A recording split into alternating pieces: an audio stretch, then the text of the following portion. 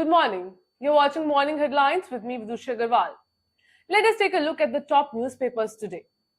To begin with, a divine experience. PM Narendra Modi offered prayers on the seabed at the site of the ancient city of Dwarka on Sunday. Prime Minister Narendra Modi on Sunday offered prayers at the Dwarkadhish temple in Gujarat's Dwarka by diving into deep water. Calling it a divine experience, PM Modi said he felt connected to an ancient era of spiritual grandeur.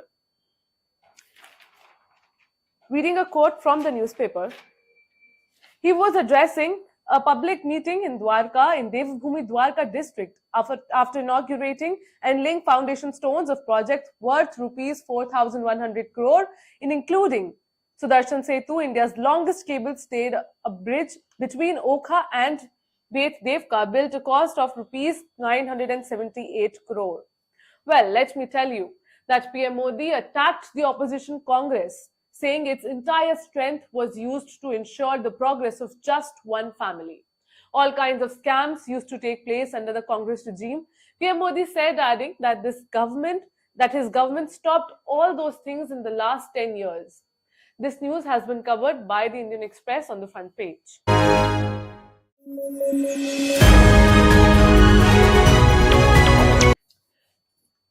Moving on, Shah says PM ended politics of casteism, corruption, appeasement, and dynasty. Slamming the Congress for being a coalition of family-run parties who were concerned with the interests of their family and not the nation. Union Home Minister Amit Shah also said that the upcoming Lok Sabha elections will be fought between the two quite camps, while similar to the Mahabharat war. Taking a quote from the newspaper, Shah said that the elections in the past were influenced by four evils which were replaced by the politics of performance by PM Narendra Modi. Unfortunately, if we analyze all the elections that have been held in our country after independence, one thing comes to the fore, that is, the elections have been influenced by casteism, nepotism, appeasement, and corruption. As a matter of fact, he said that the Congress is a synonym for corruption and nepotism, and that the party had been involved in graft in the sky and the earth and the ocean, the space in their last 10 years of rule. The news has been covered by the Indian Express as well as the Times of India.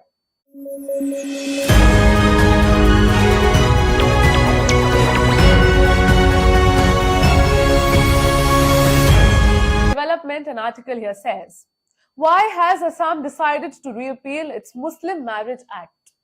Following a meeting last week, it was announced that the state cabinet has decided to repeal the Assam Muslim Marriage and Divorce Registration Act of 1935.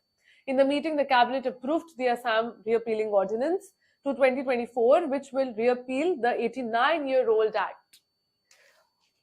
Well, let me tell you what the act is. Enacted in 1935, the act lays down the progress to register Muslim marriages and divorces. A 2010 amendment replaced the word voluntary in the original act with compulsory, making registration of Muslim marriages and divorces compulsory in the state of Assam. Let me also tell you here that Assam Chief Minister Himanta Biswa Sarma called this decision another significant step towards prohibiting child marriages in Assam, stating that the act contains provisions allowing marriage registration even if the bride and the groom have not reached the legal marriageable age of 18 and 21 respectively. The news has been covered on the explained page of the Indian Express.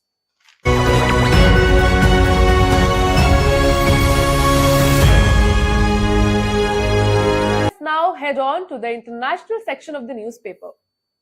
Progress in talks for short truce in Gaza. Hostage swap, Israeli media, states Israeli media. Israeli leaders planned to convene us on Saturday to hear of possible progress in mediated negotiations on the new Gaza truce to recover hostages held by Hamas. But Palestinians saw little change in polarized positions almost 5 months into the war. Israel's war cabinet meeting discussed the proposal late Saturday, but there was no official word on what they had decided. Several Israeli media outlets said it tactically approved the deal and that Israel would send a delegation to Qatar for further discussions. Let me tell you that Hamas has previously conditioned freeing of 130 hostages it still holds on Israeli freeing thousands of jailed Palestinians, militants, and calling off the Gaza offensive, which medical officials in the enclave say that has killed around 30,000 people. The news has been covered by the Indian Express as well as the Times of India on the world pages respectively. Let's take an update from Washington. US and UK attack Houthis in Yemen.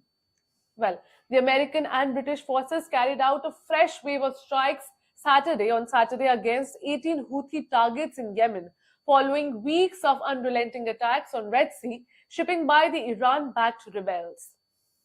A quote here says, the US has carried out near daily strikes against the Houthi, who control the most populous parts of Yemen, and have said their attacks on shipping are with solidarity with Palestinians as Israel strikes Gaza. Well, this operation comes after several merchant vessels were struck this week in the region, including the fertilizer-filled Rubimar, whose crew had to abandon the ship after it was hit several days ago and began taking on water. The news has been covered by the Indian Express as well as the Times of India.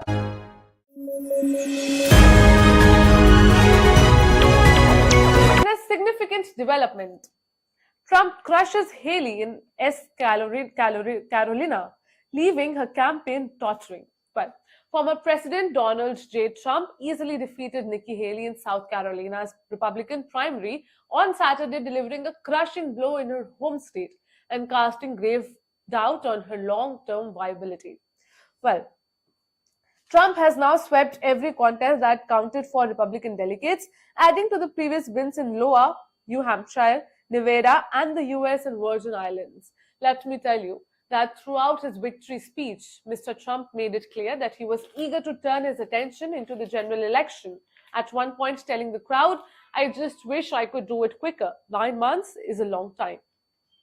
The news has been covered by the Indian Express and the Times of India.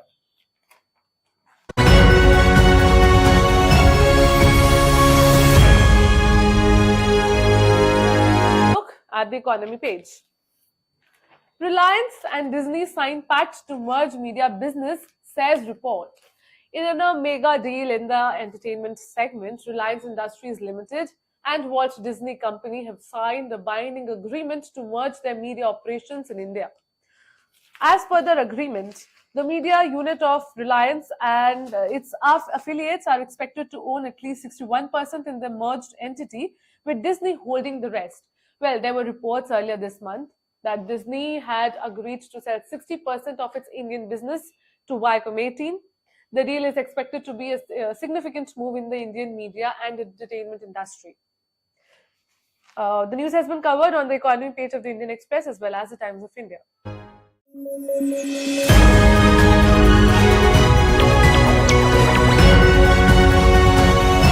Last but not the least, let's see what is written on the sports page. Ashwin uproots England. India 152 runs away from series win ahead of knife-edged day 4.